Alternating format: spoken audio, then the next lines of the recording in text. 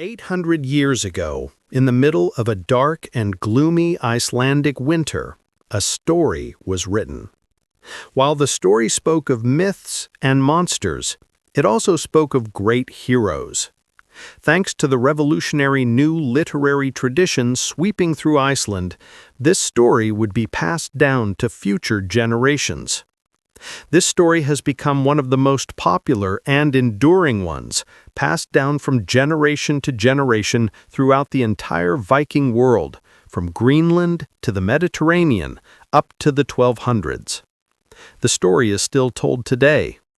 But is there any grain of truth in the story?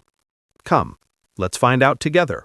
In the year 814, the great King Charlemagne, ruler of the greatest empire in Western Europe since the fall of Rome, had died.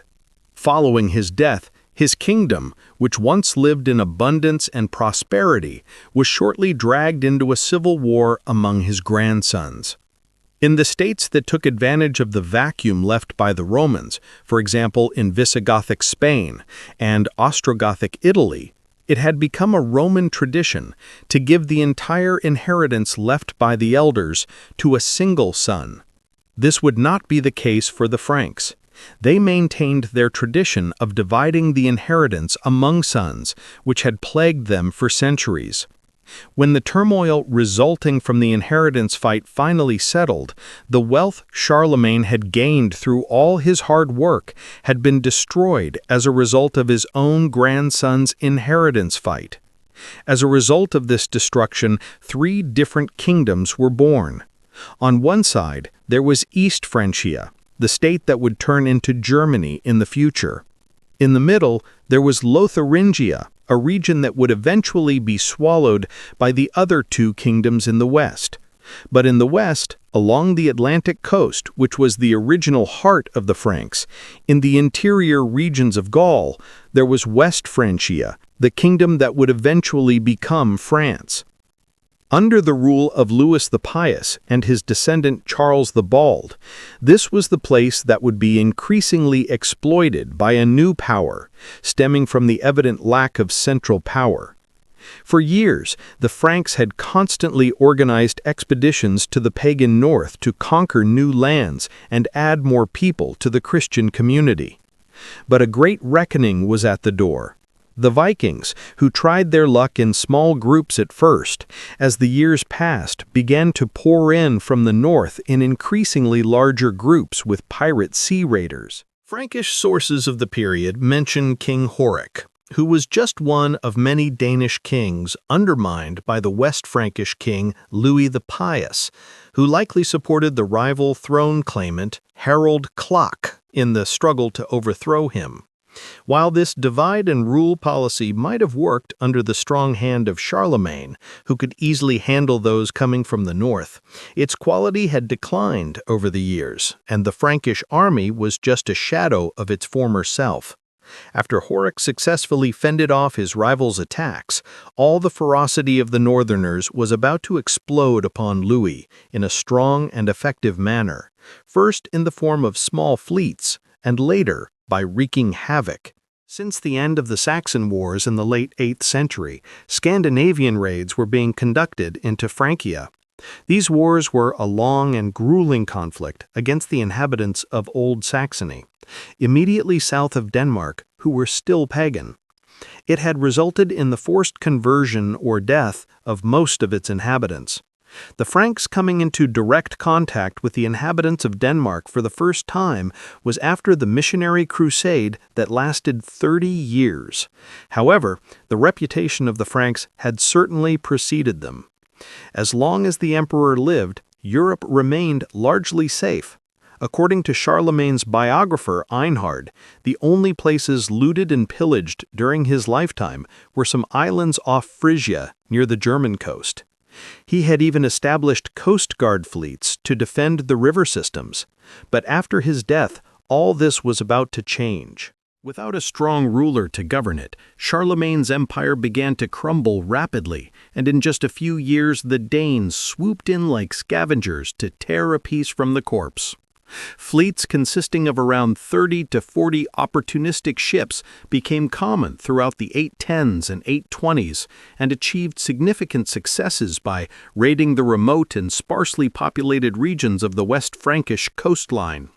However, by the 830s, these fleets began to consist of ships exceeding 100 in number, and as news of their successes spread, they started to try their luck on increasingly larger targets.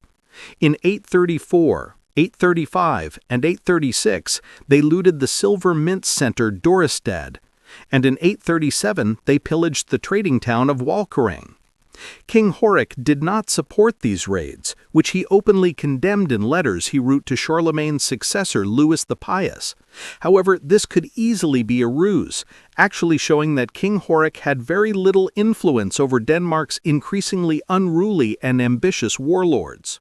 In 845, a completely new type of army entered the geography. Not just tens of ships, but a fleet of hundreds of ships filled with as many as 5,000 Viking warriors. According to Frankish sources, this fleet was commanded by a man named Ragnar, who is presumed to be Ragnar Lothbrok, the most famous Viking. Ragnar, landing on the Frankish shores in the year 845, commanded a massive force of warriors. If Frankish sources are to be believed, 5,000 Vikings were all crammed into approximately 120 longships and had set out to take their magnificent revenge on the Franks. Ragnar's surname Lothbrok, who was one of the most colorful members of Horik's court, allegedly came from the cowhide trousers he wore while entering battle. If the stories are to be believed, he claimed that these trousers provided him magical protection against enemies. According to Old Norse sagas, which are semi-historical at best and often pure myth, especially in this early period, he made these magical trousers by boiling cowhide in pitch, and then used them to win his second wife, Aslog, by defeating a serpent protecting her. As he was one of the earliest sea kings to ravage Europe, if Ragnar Lothbrok is truly a historical character, his actual historical achievements have blurred over time. Over the centuries, stories were told to fill the gaps in his life, and real events were embellished so much that his story became largely a fantasy. Nevertheless, if he is truly a historical character, and a few Frankish sources imply that he is, Ragnar was not an ordinary pirate like those before him. A sea king powerful enough to launch attacks on his own and seize land for himself and his followers on foreign shores, he was one of the first examples of a ruler coming from the sea. Ragnar was likely active in Francia since the 830s, and in 841, land was given to him in Frisia by King Charles the Bald, probably as a bulwark against other Viking raiders. However, a few years later he lost these lands and his place in the king's eyes. In 845, he entered the River Seine with the largest army to hit Francia. At a time when armies usually consisted of hundreds of people, according to Frankish sources, Ragnar's force was 5,000 men. They sacked Rouen and made off with a large amount of wealth before heading further south towards the capital. They systematically pillaged the fertile regions around Paris. Like his predecessors and descendants, Ragnar fought only when luck was on his side and preferred blitzkrieg tactics to terrorize, demoralize, and overwhelm his rivals without giving them the opportunity to gather a force strong enough to oppose him. Determined not to allow the invaders to loot the royal abbey of Saint Denis, Charles split his army into two parts by placing one on each side of the river. Ragnar, a cunning tactician, attacked and destroyed only the smaller army, right before the eyes of their helpless comrades on the other side. The Frankish warriors could do nothing but watch as more than 100 survivors were sacrificed to Odin on a small island on the River Seine. Faced with insurmountable bloodshed, the city's terrified defenders could do nothing but wait for the final Viking attack. At that time, Paris was located on an island in the River Seine. It was fortified with strong defenses, but because it was isolated, it was perfectly suited for a Viking blockade and attack. On Sunday, March 29th, Ragnar's men arrived and looted the city's outskirts. However, before long, disease began to roam in Ragnar's camp, and this significantly weakened his position. Finally, terms were offered, and Charles reluctantly agreed to pay approximately 6,000 pounds of gold and silver for Ragnar and his men to leave. This was the first of at least 13 Danegeld payments paid in the coming century to get Viking raiders to leave Francia peacefully. Although Charles was heavily criticized for this payment, he had bigger fish to fry.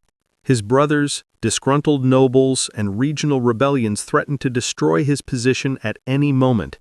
As for him, he preferred to ensure that the Vikings, whom he was probably least worried about at that time, left peacefully if possible.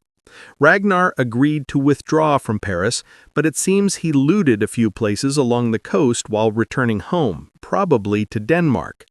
Upon his arrival, he allegedly showed the wealth he had obtained to King Horik and boasted about how easy the attack was. But he also recounted that the only resistance they encountered was Saint Germain of Paris, long dead, whom he believed had sent the plague ravaging his camp. However, shortly after Ragnar's return, the East Frankish king, Louis the German, had apparently forced his sovereignty upon the Danes. This pushed Horik to execute most of the men responsible for the Paris raid and to confiscate their booty to return it to the Franks.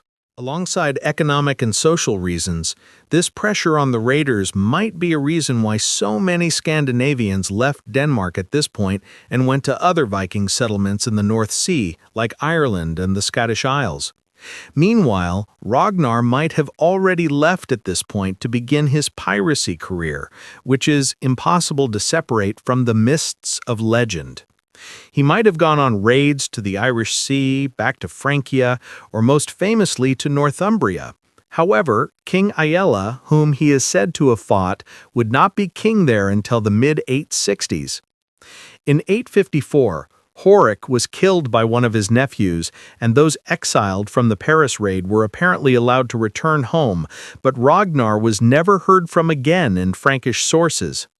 Stories abounded regarding his ultimate death. Some say he was killed during a failed attack on the Isle of Anglesey. Others say he died in a civil war between Danes and Norwegians on the Irish coast. The most famous is the story that he was shipwrecked on the English coast in a storm and captured by King Aella of Northumbria, who had him thrown into a snake pit as a cruel punishment against the old sea king. According to one version of the story, his famous trousers protected him until the end. The disgruntled English king had to pull his enemy out of the pit to remove the trousers before throwing him back in. Viking raiders returned to Paris in the 880s, this time led by a sea king named Rollo, who, in reality, had no relation to Ragnar, being one of the most famous Vikings in history.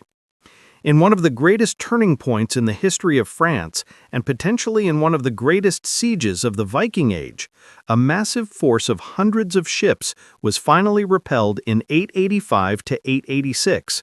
By this time, a large part of Britain had already come under the domination of the Vikings, this time, according to legends, under a group of brothers who called themselves Ragnar's sons.